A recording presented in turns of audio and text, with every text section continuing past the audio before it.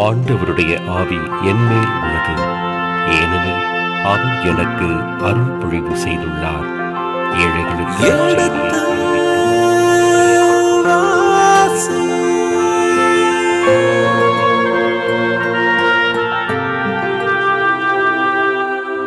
எடுத்து வாசி.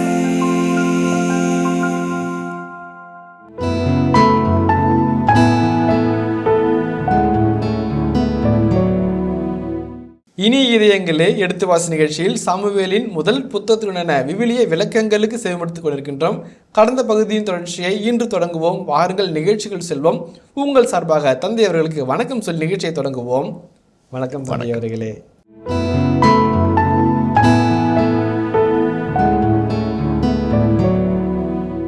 இப்போ 11ஆம் வசனத்தை பாசிங்களேன். சாமுவேல், நீர் என்ன செய்தீர் என்று கேட்க அதற்கு சவுல் கூறியது, மக்கள் என்னிடமிருந்து சிதறி போவதை கண்டேன். நீரும் குறித்த காலத்தில் வரவில்லை. பெலிஸ்தியரும் மிக்மாஸில் ஒன்று திரண்டு கொண்டிருந்தார்கள். ஓகே, இப்போ 1 சாமுவேல் 13:11 நீர் செய்தது என்ன, வாட் ஹவ் யூ டன் கேட்குறாரு. இது எங்கன்னா கேள்வி எங்கே வந்ததுங்களா? இந்த கேள்வி எங்கன்னா வருதுங்களா? தொடக்க நூல் 3ஆம் அதிகாரத்தை எடுங்களேன். தொடக்க நூல் 3ஆம் அதிகாரம். ஆண்டவராகிய கடவுள், நீ ஏன் இவ்வாறு செய்தாய், நீ ஏன் இவ்வாறு செய்தாய், அதே தான் இங்க. ஏன் நீர் என்ன செய்தீர், வாட் ஹவ் யூ டன் அதான்ங்கிறாரு. அங்கிருந்து ஏன் இவ்வாறு செய்தீர் அந்த காட்சியாலே மீண்டும் ஒரு என்கொயரி வருது. அங்கே ஒரு பெரிய தவறு, பெரிய பாவம், பெரிய புறந்தள்ளல். இங்கேயும் ஒரு பெரிய பாவம், பெரிய தவறு, புறந்தள்ளல். ஆட்சியர் அழகாக நினைவுபடுத்துகிறார் பாருங்க. அந்த தொடக்க நூலுக்கு வந்து சம்மந்தப்படுத்துகிறார். அங்கே வந்து கடவுள் என்கொயரி பண்ணார், இங்கே சாமுவேல் என்கொயரி பண்ணுறாரு. அங்கே ஆதாம் ஏவாள், இங்கே சவுளுடைய படைவர்கள். சவுல் வந்து 3 காரணம் சொல்கிறாரு. 3 காரணம். ஏன் இப்படி பண்ணுங்க, என்ன அப்படி பண்ணுங்க, வாட் ஹவ் யூ டன் அப்படின்னு கேட்கல. சவுல் வந்து 3 காரணம் சொல்கிறார். என்ன காரணம்? 1, என்கிட்ட இருக்கிற மக்கள் கொஞ்சம் கொஞ்சமாக சிதறி போகிறாங்க. என்னங்க காத்து கிடையாது, ஓடுறாங்க. புதரில், காட்டில், மலையில், பள்ளத்தில் ஓடி ஒடிகிறான், பாறை இடுக்கில் ஒளிஞ்சிக்கிறான். பார்க்குறது பரிதமாக்குது. என்னால் வெயிட் பண்ண முடியல. ஃபஸ்ட்டு. 2வது, நீங்கள் லேட்டாக வந்தீங்க. எல்லாம் காத்துருன்னு சொன்னீங்க. எல்லாரும் உயிரை கையில் பிடிச்சிட்டு காத்துட்டு இருக்கும். நான் கையில் பிடிச்சிட்டு அவன் தொடர்ந்து நிற்கிறான். இருந்தாலும் நான் கையில் பிடிச்சி காத்துட்டு இருந்தேன். நீங்கள் வரல. 3வது, மிக்மாஸில் பெருந்திரளான இஸ்ரேல் பெலிஸ்தருடைய படை வருது. 30,000 குதிரை விட, 6,000 தேர்ப்பட, கடல் மணல் அளவை விட படைவர்கள் பெருந்திரளாக வராங்க. என்னங்க பண்ணுறது? நான் செய்ய வேண்டியதை செய்ய ஆரம்பிச்சிட்டேன். நீங்கள் வந்து இறைவனிடம் அந்த செய்தியை கேட்டு சொல்லணும் வரைக்கும் எனக்கு பொறுக்க எனக்கு மனசு இல்லை, என்னால் பொறுக்க முடியல. அவருடைய இயல்பாக சொன்னாரோ, இயல்பின் கடவுள் மீது நம்பிக்கை இல்லாமல் சொன்னாரோ, அல்லது தன் மீது நம்பிக்கை இல்லாமல் சொன்னாரோ தெரில. 3 தப்பு பண்ணதா வரலாற்று நூலாசிரியர் நமக்கு படம் பிடிச்சி காட்டுறார். அப்போ நானோ இன்னும் ஆண்டவரின் தயவை நாடவில்லை என்று உணர்ந்ததால் நான் எரிபலி செலுத்த வேண்டிய கட்டாயத்துக்கு உள்ளானேன். அதான் சொல்கிறார். இப்போ வந்து இதெல்லாம் நீங்கள் வந்து பழி உப்பு கொடுத்து கடவுளுடைய உதவி நாடி எனக்கு செய்தி சொல்கிறதுக்குள்ளே நான் அழிஞ்சிருவேன்னு நினச்சேன். அதனால் நானே எரிபலி செலுத்தக்கூடிய கட்டாயத்திற்கு உள்ளானன்னு சவுல் சொல்கிறார். 13 வாசிப்போமே. சாமுவேல் சவுலை நோக்கி, நீர் அறிவீனமாய் செயல்பட்டீர். உம் கடவுளாகிய ஆண்டவரின் கட்டளைப்படி நீர் நடக்கவில்லை. இல்லையேல் ஆண்டவர் இஸ்ரேல் மீது உமது அரசை என்றென்றும் நிறுவியிருந்திருப்பார். 13 முடித்தோம். அது வந்து சவுலுடைய அறிவீனமான செயல்பாடு. 14, ஆனால் உமது அரசு நிலைக்காது. ஆண்டவர் தம் மனதிற்கு ஏற்ப ஒருவரை தமக்கென தேடி அவரையே தம் மக்களின் தலைவராக நியமித்துள்ளார். ஏனெனில் ஆண்டவர் கட்டளையின்படி நீர் நடக்கவில்லை என்றார். அடிப்படையில் வந்து 3 காரணம். 1, நீர் அறிவீனமாக செயல்பட்டீர், கடவுளின் கட்டளைப்படி நடக்கவில்லை, அதனால் உன் அரசு நிலைக்காது. 3 காரியங்கள். 3 சாபத்தின் காரியங்களை, அவனுடைய கோபத்தின் வார்த்தைகளை சாமுவேல் உரைக்கிறார். ஏன்னாக்க அதுக்கு 3 காரணம் அவர் சொன்னார்.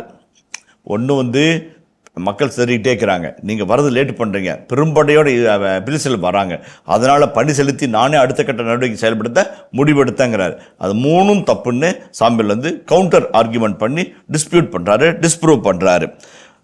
உன் அரசு நிலைக்காது. இதில் ஒரு பாசம் பாருங்க. இந்த 14 வருஷத்துடைய 2ஆம் பகுதி. ஆண்டவர் தம் மனதிற்கு ஏற்ப ஒருவரை தமக்கென தேடி அவரையே தம் மக்களின் தலைவராக நியமித்துள்ளார். தமக்கென தம் மக்களின் இனத்திற்கான ஒரு தலைவரை தேடி அவரே தலைவராக நியமித்துள்ளார். அவர் யார்? ஆண்டவரின் இதயத்திற்கு இனிமையானவர். இந்த வசனம் வரும்போது யார் நினைவுக்கு வருகிறது? தாவீது நினைவுக்கு வருகிறார். ஆண்டவரின் இதயத்திற்கு இதமானவர், ஆண்டுடைய இதயத்திற்கு இனிமையானவர், ஆண்டவர் தமக்கென தேடி ஒருவரை வைத்திருக்கிறார். அது யாரு? தாவீது. அது அடுத்த வசனத்தில் உள்ள வரும் இல்லைங்களா, அந்த செய்தி உள்ள வரும். ரைட், நம்ம தொடர்ந்து போவோம். சாமுவேல் எழுந்து கில்காவிலிருந்து பென்யமீனை சார்ந்த கியேபாவுக்கு சென்றார். சவுல் தம்மோடு இருந்த வீரர்களை கணக்கெடுத்தார். அவர்கள் ஏறத்தாழ 600 பேர். சவுலும் அவர் மகன் யோனத்தானும் அவரோடு இருந்த வீரர்களும் பென்யமீனை சார்ந்த கேபாவில் தங்கினர். பெலிஸ்தியரோ மிக்மாஸில் பாளையம் இறங்கினார்கள். ஒரு அழகான ஒரு காலத்தினுடைய காட்சி ஆசிரியர் வர்ணனையோட அந்த போரினுடைய உக்கிரம் குறையாம அழகாக நமக்கு படம் பிடிக்கிறார். கில்காலில் இருந்த பென்யமீனை சார்ந்த கேபாவுக்கு சேர்க்கிறாரு. சவுல் தம்மோடு இவர்களை கணக்கெடுத்தார். அவருடைய ஏறத்திலே 600 பேர். சவுலும் அவரது யோனத்தானும் அவரோட இருந்த வீரர்களும் பென்யமீனை சார்ந்த கெபையாவில் தங்குறாங்க. இப்போ அவர் கிபியாவுக்கு போகிறாரு, இது கெபாவில் போகிறார், அவ்வளோதான் வரல. இப்போ அந்த 17ஆம் வசனத்தில் பிலிஸ்தருடைய பாளையத்திலிருந்து 3 படைகளாக கொள்ளைக்காரர் புறப்பட்டு வந்தார்கள். அது வாசிப்போமே. பெலிஸ்தியரின் பாளையத்திலிருந்து 3 படைகளாக கொள்ளைக்காரர் புறப்பட்டு வந்தனர். ஒரு படையினர் ஒபீரா வழியாக சூவால் நாட்டிற்கு பிரிந்து சென்றனர். இன்னொரு படையினர் பெத்கோரோன் வழியாக சென்றனர். வேறொரு படையினர் பாலினில்ல கெபோயிமின் பள்ளத்தாக்குக்கு எதிராக எல்லை வழியில் சென்றார்கள். இப்போ இந்த கடைசி கட்ட போர் நடக்குது. அடுத்த ஒரு 5 வருஷங்களில் இந்த அதிகாரம் நிறைவு பெறுகிறது. அது கொஞ்சம் அப்படி விட்டு போன செய்திகள், தொக்கி இருக்கிற செய்திகளை சொல்லிட்டு அந்த கடைசி பகுதி நான் கடந்து போவோம். இப்போ 13:1 முதல் 16 வரையுள்ள இறை வார்த்தைகள் முதல் பகுதியாகவும், அதில் 13:1 முதல் 8 உள்ள பகுதியில் முதல் உட்பகுதியாகவும், 8b 16a வரைக்கும் இருக்கிற பகுதியை 2வது உட்பிரிவின் பகுதியாக நம்ம வரலாற்று பிரிக்கிறாங்க, விளக்குறார்கள், அப்படி சொல்கிறாங்க. அந்த வகையில் பார்க்கும்போது 14ஆம் வசனத்தை பாருங்களேன். 17 பெலிஸ்தியரின் பாளையத்திலிருந்து 3 படைகளாக கொள்ளைக்காரர் புறப்பட்டு வந்தனர். ஒரு படையினர் ஒபீரா வழியாக சூவால் நாட்டுக்கு பிரிந்து சென்றனர். இன்னொரு படையினர் பெத்கோரோன் வழியாக சென்றனர். வேறொரு படையினர் பாலினில கெபோமின் பள்ளத்தாக்குக்கு எதிரான எல்லை வழியில் சென்றனர். ஏறக்குறைய 3 பகுதிகள் அந்த பகுதியை படம் எடுத்து காட்டுகிறது. ஒன்று நார்த் வெஸ்ட்டு, சவுத் ஈஸ்ட்டு, அப்புறம் வெஸ்ட்டு. இந்த 3 பகுதியில் அந்த பகுதி சுட்டி காட்டுகிறதாக சொல்கிறார்கள். நார்த் வெஸ்ட்டு, நார்த் ஈஸ்ட்டு வடகிழக்காகவும் தென்மேற்காகவும் மேற்கு பகுதியை நோக்கி அந்த படை பிரிஞ்சு போகுது. ராஜதந்திரத்தோடு அவங்க தாக்குறாங்க. ஏன்னா அவங்க கடற்கரை மண்ணளவு படை வீரர்கள், 6000 தேர்ப்படைகள், 30,000 குதிரைப்படைகள் மற்றும் கடலணு மணலை போன்ற போர் வீரர்களை தாக்குறாங்க. அவங்க அப்படி ஊடுருவி போய் அப்படி எல்லாத்தையும் சரௌண்ட் பண்ணி வளைக்கிறாங்க. அதான் அந்த காட்சி சொல்லுது. நம்ம அது அதிகமாக பேச தேவையில்லை. இப்போ திருத்தூதர் 13:21 வாசிங்களேன். 13:21 அவர்கள் தங்களுக்கு ஒரு அரசர் வேண்டும் என்று கேட்டார்கள். கடவுள் கீஸ் என்பவரின் மகனான சவுல் என்பவரை அவர்களுக்கு அரசராக கொடுத்தார்கள். பென்யமின் குலத்தினராகிய அவர் 40 ஆண்டுகள் ஆட்சி செலுத்தினார். 40 ஆண்டுகள் ஆட்சி செலுத்தினார். இப்போ இந்த 13 முதல் வசனத்தை பாருங்களேன். சவுல் அரசராகி ஓராண்டு ஆன பின் இஸ்ரேல் மீது 2ஆம் ஆண்டு ஆட்சி செய்து கொண்டிருந்தார். சரிங்களா? 2 வருஷம் தான் பந்தத்தில் பேசுது. இங்கே 40 ஆண்டுகள். இதை தொடர்ந்து பண்ண இன்னும் 2 ஆண்டுகள் சேர்த்து 42 ஆண்டுகளாக அந்த பகுதி சொல்லும்.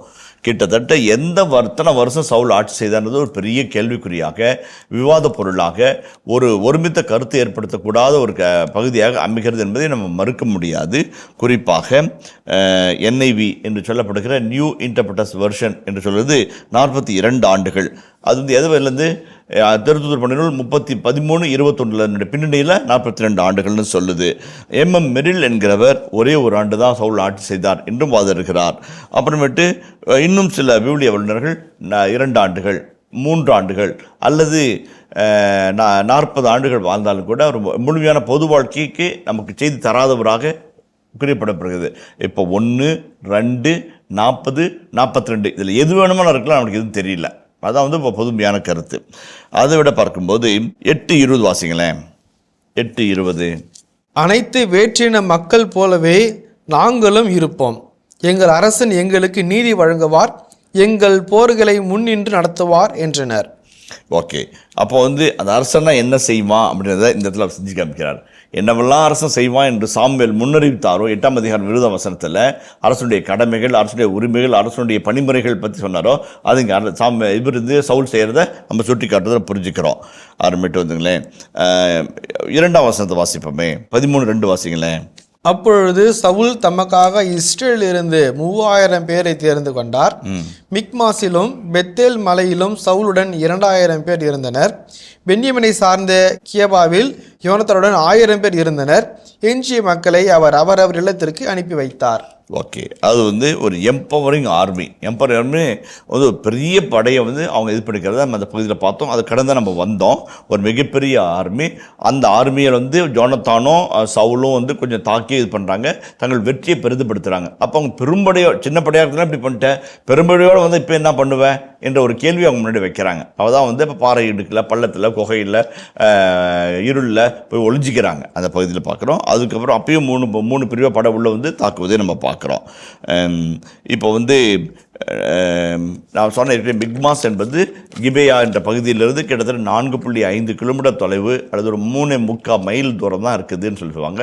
அப்போ சவுல் ஒரு தேர்ந்த தலைவராக, படைத்தளபதியாக கிபியாவில் அது பக்கத்திலே சொந்த ஊருக்கு பக்கத்திலே இருந்தால் ஆபத்து இன்னும் கொஞ்சம் பேர் கூப்பிட்டுக்கலாம் அப்படின்ற ஒரு அவசரத்தில் ஒரு ஸ்ட்ராட்டஜிக்காக ஒரு அருமையான ஒரு இடத்துல படை நிறுத்தி எதிராளி படையை சந்திக்க வர்றாரு. அதை நம்ம பார்க்குறோம். தொடக்க நூல் 34:30 வாசிங்களேன். யாக்கோபு சிமியோனையும் லேவியையும் நோக்கி, நீங்கள் என்னை தொல்லைக்கு உட்படுத்தி விட்டீர்கள். இந்நாட்டில் வாழ்வோரிடத்திலும் கானானியரிடத்திலும் பெரிசியரிடத்திலும் என்னை இழிவுபடுத்தி விட்டீர்கள். என்னிடமோ சில ஆள்களே உள்ளனர். அவர்கள் ஒன்று சேர்ந்து என்னை தாக்கினால் நானும் என் குடும்பத்தாரும் அழிந்து போவோம் என்றார். தொடக்க நூல் 34:30. விடுதலை பயண நூல் 5:21. ஆண்டவர் உங்களை கவனித்து கொள்ளட்டும், உங்களுக்கு தீர்ப்பு வழங்கட்டும். ஏனெனில் பார்வோன் முன்னிலையிலும் அவனுடைய அலுவலர் முன்னிலையிலும் நம்மவர் வாடையே பிடிக்காதவாறு நீங்கள் செய்துவிட்டீர்கள். நம்மை கொல்வதற்கான வாளை அவர்கள் கையில் வைத்து விட்டீர்கள் என்றனர். 1 சாமுவேல் 27:12. 1 சாமுவேல் 27:12. ஆக்கீசு தாவீதின் மேல் நம்பிக்கை வைத்தார். ஏனெனில் அவர் இஸ்ரேலராகிய தம் மக்களின் முழு வெறுப்புக்கு ஆளாகியுள்ளதார். அவர் என்றும் என் பணியாளராய் இருப்பார் என்று நினைத்தார். தொடக்க நூல் 34:30. எக்ஸோடஸ் விடுதலை பயண நூல் 5:21. 1 சாமுவேல் 27:12. எல்லாமே இஸ்ராயல் மக்கள் எதிராக தன்னுடைய பிரைமரி எனிமியாகிய முதன்மை எதிரியாகிய பிலிஸ்தீன் முன்பாக நடுங்கி நிற்பதையும் தயங்கி நிற்பதையும் அவர்களுடைய அச்சுறுத்தலுக்கு உள்ளாகி தவித்து போகிற பகுதியை இந்த பகுதியில் மட்டும் இல்லை, விவிலியத்தின் பல இடங்களில் நாம் பார்க்குறோம். குறிப்பாக 1 சாமுவேல் 16-17 அதிகாரங்கள் அதை அக்குவர ஆணிவர பிரித்து போட்டு இவ்வளோ வலிமையுடைய பிலிஸ்தீனை ஒரு தாவீது கொன்றார் என்று ஒரு நிகழ்ச்சியில் சொல்ல வருகிறது. அந்த ஒரு காட்சியை இந்த பகுதியில் பிலிஸ்தீன்களின் அச்சுறுத்தலை உணர்வில், உறவில், படைக்களத்தில், படை பலத்தில் உணர்கிறத இந்த பகுதியில் நம்ம பார்க்குறோம். இப்பொழுது பெரும்படையோடு வருகிற பிலிஸ்தியர்கள் இவர்களுடைய மாபெரும் அச்சுறுத்தலாக திகைப்படைய வைக்கிற, திக்குமுக்காடுகிற, தள்ளாட வைக்கிற, திணறடிக்கிற ஒரு பெரும்படையாக பிலிஸ்தியர்கள் வராங்க. அதான் நம்ம சொன்னோம் ஏற்கனவே. சவுலுடைய ஒரிஜினல் மிலிட்ரி கேம்ப் கில்கால்லாம் தான் இருந்துச்சு. மீண்டும் அதே இடத்துல படையை சந்திக்க போகிறாங்க. அதுதான் ஒரு கில்காலும் கிபா இரண்டும் டிட் ஃபார் டேட்டு, பழிக்கு பழி, ரத்தன்ற பகுதிகளாக மாறி போகிறது. அப்போ அவங்க கிரிட்டிக்கலாக படைவர்கள் பார்க்குறாங்க. அந்த பாறை இடுக்கு, பள்ளங்கள், குகைகள், இதெல்லாம் ஒரு அழகான ஒரு நயம். அந்த எபிரேயர்கள் சொல்லும்போது அப்படியே கரெக்டாக இருக்கும். படிக்கல நம்மளுக்கு ஒரு சிரிப்பாக இருக்கும், சொல்லி ஒரு கேலியாக, ஒரு சர்க்காஸ்டிக்காக சால்வுக்கு எதிராக இருக்கும். இப்போ ப்ரோ சால் பீப்புள் யாரும் இருக்க மாட்டாங்க. ஆன்டி சால் தான், சாலமோன் ப்ரோ சாலமோன் தான் இருப்போம். அப்போ படிக்கும்போது இவ்வளோ இறங்கத்தக்க மனிதனா சவுல் அப்படின்ற ஒரு நிலைக்கு நம்ம உருவாக்குவோம். அதை தான் உருவாக்குறாரு. அதே போலவே பாருங்கள், அவங்க இந்த படைவர்கள் சிதறியோடைய படைவர்களுடைய மனநிலையும் அவருடைய செயல்களையும் விவரிக்கிறார் ஆசிரியர். 14:21. ஏற்கனவே பெலிஸ்தியரோடு சேர்ந்து கொண்டு அவர்களோடு பாளையத்தில் திரிந்து வந்த எபிரேயரும் சவுலோடும் யோனத்தானோடும் இருந்த இஸ்ரேலுடன் இணைந்து கொண்டனர். எப்ராயிம் மலைநாட்டில் ஒளிந்து கொண்டிருந்த இஸ்ரேல் அனைவரும் பெலிஸ்தியர் தப்பி ஓடுவதை கேள்வியுற்று அவர்களும் அவர்களை துரத்தி தாக்கினார்கள். ஓகே, இப்போ 6ஆம் வசனம் வாசிங்களேன். இங்கே 13:6. இஸ்ரேல் தங்களுக்கு ஏற்பட்ட நெருக்கடியினால் இன்னலுற்று குகைகளிலும் புதர்களிலும் பாறைகளிலும் கல்லறைகளிலும் பள்ளங்களிலும் ஒளிந்து கொண்டனர். ஓகே, ஒளிந்து கொண்டார்கள். அதேமாதிரி எந்த மிகுந்த பயத்தோடு கில்காலில் சாவுல பின்தொடர அந்த பகுதி நடுங்கி கொண்டே போனால் அதை நம்ம ஏற்கனவே சொல்லிட்டோம். இப்போ 3 காரியங்களை ஆசிரியர் முன்வைக்கிறார். சவுல் ஏன் தள்ளப்பட்டார், இப்படிப்பட்ட அச்சுறுத்தலுக்கு ஏன் உள்ளாகி போகிறாரு, அவருடைய கீழ்ப்படியான செயல் ஏன் அவ்வளவு வன்மையாக கண்டிக்கப்படுகிறது என்பதற்கு 3 ஆசிரியர்கள் 2 காரணங்களை கொடுக்கிறார்கள். அதனுடைய துணை 2 காரணங்களை நம்ம பார்ப்போம். முதலாவது, ஆண்டுடைய வார்த்தைக்கு எதிராக கிடந்தெழுவது, கீழ்ப்படியை மறுப்பது முதல் காரியம். 2வது, நம்மால் தான் முடியும்னு நினச்சி தோரா சட்டம் இவ்வளோ பேர் போதும்னு சொன்னப்பட்ட நிலையிலும் மற்ற பேரை இழுத்து உள்ளே பிடிச்சி உள்ளே போட்டு வைக்கிறது. தம் பலத்தை உறுதிப்படுத்திக் கொள்வது, தன் நம்பிக்கையெல்லாம் ஆண்டு மீது வைக்கிறவனை பெரு பெற்ற வார்த்தைக்கு மாறாக தன் நம்பிக்கையை தன் மீதும் வைத்தும் தன்னுடைய படைபலத்தின் மீதும் வைத்து போராடுகிற ஒரு நிலை ஆண்டவருக்கு உகந்த நிலை அல்ல. இந்த படையை நடத்துவது, படையை வழிநடத்துவது, படைக்கான ஆதாரங்களை திரட்டுவது, போர்களை சேர்ப்பது, இது எல்லாமே சவுலுடைய வேலையாக இருந்தாலும் இது எல்லாத்துக்கும் மேலே ஆண்டவர் இருக்கிறார். அதை உயர்த்துறார். அது சவுல் எல்லாம் மறந்துட்டார். இப்போ இந்த 2 வார்த்தையெல்லாம் விளக்கி சொல்லலாம். ஒன்று, இறை வார்த்தைக்கு கீழ்ப்படியாமல் கிளர்ந்தெழுதல் என்பது ஒரு மிக முக்கியமான ஒரு குற்றச்சாட்டலாக சவுலின் மீது போடப்படுகிறது. பல இடங்களில் விரைவி அந்த வார்த்தை விரைவி கிடக்கிறது நம்ம பார்க்குறோம். அவனுடைய வார்த்தை கீழ்ப்படியை மறுத்து கிளர்ந்தெழுவது இன்னொன்று. அது ஒன்று ரியாக்ஷன், அதனொன்று ரிபெல்லியன். இது 2மே முக்கியம். 2 முக்கியம். அது விளக்கம் சொல்கிறேன் நான். எங்கள் பிரதர் ஒருத்தர் ஒரு 7:30 மணிக்கு வர வேண்டியவர் 9:30க்கு வராரு. சைக்கிள் எடுத்துகிட்டு வராரு. சைக்கிளில் வராரு. ரெக்டர் ரூமை பார்க்குறாரு. கதவை நைஸாக திறந்துட்டு உள்ளே போதுறாரு. அவருடைய போராத காலம் இவர் கேட்டை நைஸாக திறக்குள்ள ரெக்டரும் நைஸாக கதவை திறந்து வெளியே வந்துட்டார். அவர் இவரை பார்க்க, இவர் அவரை பார்க்க வட நடுங்கிறாரு. என்ன பண்ணுறதுன்னு தெரில. அப்படியே என்ன பண்ணுறாரு, சைக்கிளை வளைச்சிக்கிட்டு சர்றன்னு கம்பெனி சுற்றி பின்பக்க கேட்டுக்கு போயிட்டார். கின்பக்கிட்ட கேட்டு பார்த்தாரு. ஒரு வேளை இருட்டில் 9:30 இருட்டாச்சே பார்த்துட்டாரு. 9:30 மணிக்கு வராருன்ட்டு அவர் அப்படி பின்பக்கம் கேட்டு போயிட்டு காம்பவுண்டுக்கு மேலே சைக்கிளை இறக்கி வச்சு சைக்கிள் ஸ்டாண்டை கொண்டு நிறுத்த வராரு. தப்பிச்சிட்டோம்டா செம்ம ஐடியா பண்ணிட்டோம்டா, நல்ல விட மூளை வேலை செஞ்சு நிற்கிறாரு. ரெக்டரு சைக்கிள் ஸ்டாண்டுக்கு பின்னாடி நிற்கிறாரு. அப்போ பார்த்துட்டு இருக்கிறாரு. குறும்பு பயலே அப்படிங்கிறாரு. சாரி ஃபாதர் இருக்கிறாரு. அப்போ ரெக்டர் ஒரு வார்த்தை சொன்னார். பழைய ரெக்டரு, உங்களுடைய ஆக்ஷன் ஓகே, ஆனால் ஆட்டிடியூடு சரியில்லைன்னாரு. ரொம்ப அழகான வார்த்தை. நீ சமயோதிதமாக எனக்கு பார்வை இருக்குதா, அப்படி இருட்டில் நம்மளுக்கு தெரியுமா தெரியாதோ, யாரோ இவரோன்னு நினச்சிருப்பாரு. கிளம்புவோம் பின்னாடின்னு நீ சல்லுன்னு கிளம்பினேன். புத்திசாலித்தனமாக காம்பவுண்டுக்கு மேலே சைக்கிளை தூக்கி போட்டு நீ குதிச்சு வந்த சைக்கிள் ஸ்டாண்டுக்கு. உலகத்தில் எல்லாரும் இந்த இடத்துல தான் வரணுன்னு இருக்குது. இந்த இடத்துல நீ வருவேன்னு எனக்கு தெரியும். சைக்கிளோடு வந்தேன். நான் இந்த சைக்கிள் சொல்ல நின்னேன். But action very good. Critical மூமெண்ட்டில் எப்படி கிரைசிஸ் மேனேஜ்மெண்ட் நல்லா கற்றுருக்குறேன். ஆனால் ஆட்டிடியூடு க்ளீன் போல்டு அப்படின்ட்டாரு. இந்த இடத்துல அதுதான் நம்ம காட்சி பார்க்கணும். அந்த காட்சியை தான் நம்ம பார்க்கணும் இந்த பகுதியில். Attitude clean bolt. ஆமாம், சவுல் என்ன 3 காரணங்களை முன்வைக்கிறாரு. நான் என்கிட்ட இருக்கிற மக்கள் கொஞ்சம் கொஞ்சமாக சிதறிட்டு இருக்கிறாங்க. என் கண்ணு முன்னாடி நான் தோத்துட்டு இருக்கிறது தெரியுதுங்க. 7 நாள் காத்திருந்து நீங்கள் வருவீங்க, நீங்களே லேட் ஆகிட்டீங்க.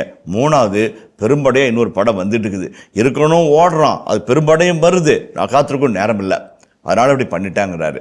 அது எக்காரணத்தை மட்டும் உங்களுடைய ஆக்ஷன் ஓகேவாக இருக்கலாம், ஆனால் உங்களுடைய ஆட்டிடியூட் என்ன?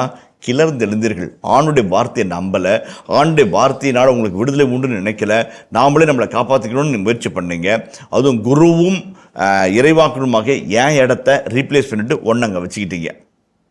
ஆட்டிடியூடு. இந்த எல்லா நிகழ்ச்சிகளிலும் ஆட்டிடியூடை பார்க்குறாங்க. அதுதான் மிக முக்கியமான ஒரு காரணமாக இந்த இடத்துல பயன்படுது ஆசிரியர்கள் சொல்கிறாங்க. 2வதாக பார்க்கும்போது இன்னொரு காரணத்தில் 19ஆம் வசனத்தில் நம்ம பார்க்குறோமே, அதை வாசிப்போம் சாமி. இப்போ நம்ம 19 தொடர்ந்து போகிறோமா சாமி? இப்போ 19 போர் தந்திரமாக அமையும் சாமி.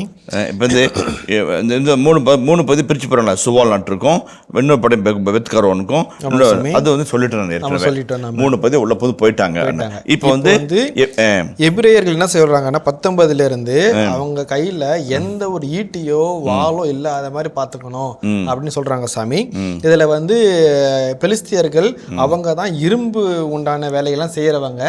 அதனால அவங்க இஸ்ரேலுக்கு உள்ள ஒரு கொல்லன் கூட போகக்கூடாது, அவங்க கையில எதுவுமே சாணம் பிடிச்சி இருந்திருக்க கூடாதுன்னு சொல்லிட்டு அவங்க பிளான் பண்ணி அடிக்கிறாங்க சாமி. இந்த பகுதி போகுது சாமிகள். இப்போ நான் இதுவரைக்கும் இருக்கிற பகுதிகளில் நான் என்ன புரிஞ்சுக்கிட்டேங்கிறத ஒரு மீளாய்வு செஞ்சு பார்க்குறேங்க சாமி. ஓகே. இந்த மீளை செஞ்சுட்டு அதுக்கு அடுத்து அவங்க போர் தந்திரத்துக்குள்ளே போனோம்னா நம்ம என்ன பண்ணலாங்கிறத பார்க்கலாங்க சாமி. ஃபர்ஸ்ட் என்னன்னா என்னுடைய டவுட்டு, சவுல் அரசனாகி ஓரன் ஆன பின் சொல்லிட்டு இருக்குதுங்க இல்லைங்களா. இப்போ நம்முடைய விளக்கங்களில் நாம் ஏற்கனவே அவர் ஒரு இடத்துல 40 ஆண்டுகள்னு சொல்லி பார்த்துருக்குறோம். இன்னொரு இடத்துல இன்னொரு இன்டர்பிரிட்டேஷன் வந்து 42 ஆண்டுகள் சொல்லி வர்றதையும் பார்த்துட்டு இருக்கிறோம். அவர் 1.5 வருஷமா 2 வருஷமா 42 வருஷமா 40 வருஷமாங்கிறது ஷுவர் இல்லை அப்படிங்கிறது நீங்கள் இங்கே சொல்லியிருக்கீங்க சாமிகள். இது வந்து முதல் கருத்து சரிங்களா. அதுக்கடுத்து சவுல் செஞ்ச இன்னொரு பெரிய தவறு என்னன்னு சொல்லி பார்க்குறப்ப வந்து 2வது அதிகாரத்தில் அவர் வந்து ஆள்களை நிறைய சேர்க்கிறார்.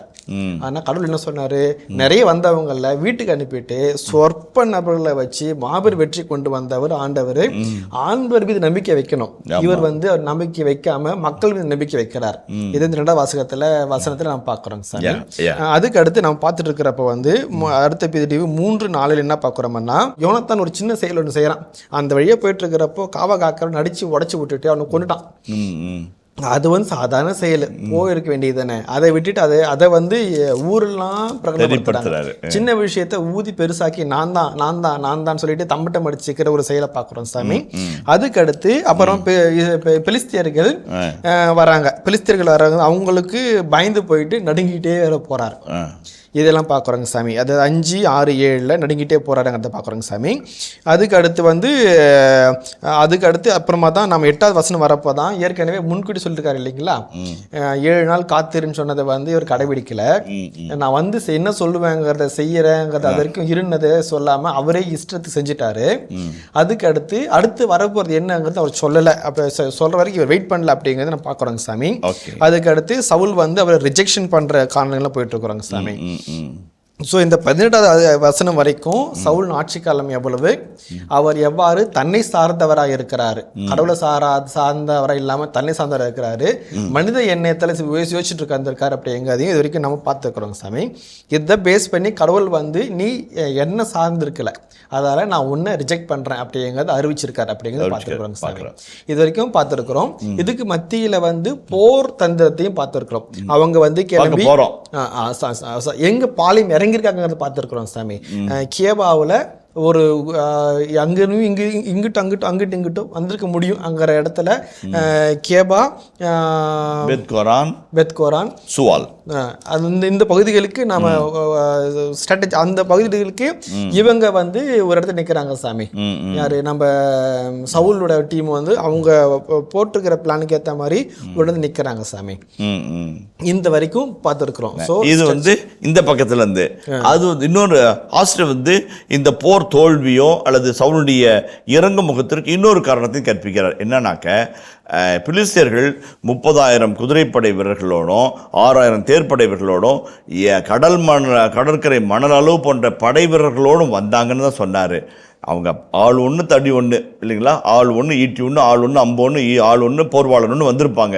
அவங்க என்ன பண்ணாங்க, தங்க கையில் இருக்கிறதே போல எதிராளின் கையில் எதுவும் இல்லாமல் பண்ணுறாங்க. அது ஒரு ஸ்ட்ராட்டஜி. என்ன அப்படின்னாக்க, ஒரு ஊரில் மெட்டல் ஒர்க்ஸு, இரும்பு கொல்லன் வந்து பிலிஸ்தீனர்கள் மட்டும்தான் செஞ்சுருந்தாங்க. அந்த தொழிலை தங்களோட பரம தொழிலாகவும் குடும்ப தொழிலாகவும் வச்சுருந்தாங்க. அதை யாருக்கும் சொல்லிக் கொடுக்கல. ஒருவேளை என் கலப்பை, என்னுடைய கொழுக்கம்பி, என்னுடைய அரிவாள், என்னுடைய கடப்பாறை, என்னுடைய பிக்காக்ஸு, என்னுடைய மம்பட்டி அல்லது என்னுடைய போர்வாள், இரும்பு சம்மந்தப்பட்ட எல்லாத்தையும் வெட்டுறது, ஒட்டுறது, சாணம் பிடிக்கிறது எல்லாமே அவங்க தான் பண்ணிட்டு இருந்தாங்க. இனிய இதயங்களே, எடுத்து வாசி நிகழ்ச்சியில் சாமுவேலின் முதல் புத்தகத்துடனான விவிலிய இறை வசனங்களுக்கு செவிமடுத்துக் கொண்டிருக்கின்றோம். இதன் தொடர்ச்சியை மீண்டும் அடுத்த பகுதியில் பார்ப்போம். அதுவரை இணைந்திருங்கள். இயேசுவுக்கே புகழ், இயேசுவுக்கே நன்றி, மரியே வாழ்க. இந்த இடத்துல தான் வந்து நான் மகேந்திர சிங் தோனியை நினைத்து பார்க்க ஆசைப்படுகிறேன். பல வெற்றிகளை இந்திய அணிக்கு குவித்தவர் அவர்.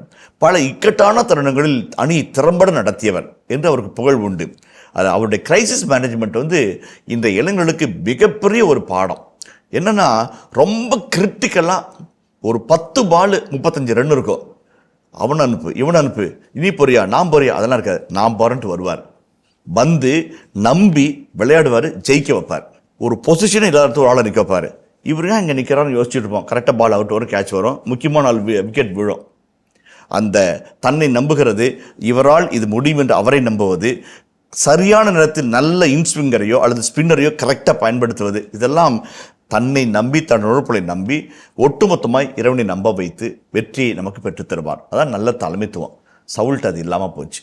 யாரையும் நம்பாம, தன்னையும் நம்பாம, இறைவனையும் நம்பாம அவரே சமாளிக்க பார்க்குறாரு. சொதப்பி கடவுளை முன்னிருந்து தள்ளிவிடப்படுகிறார்.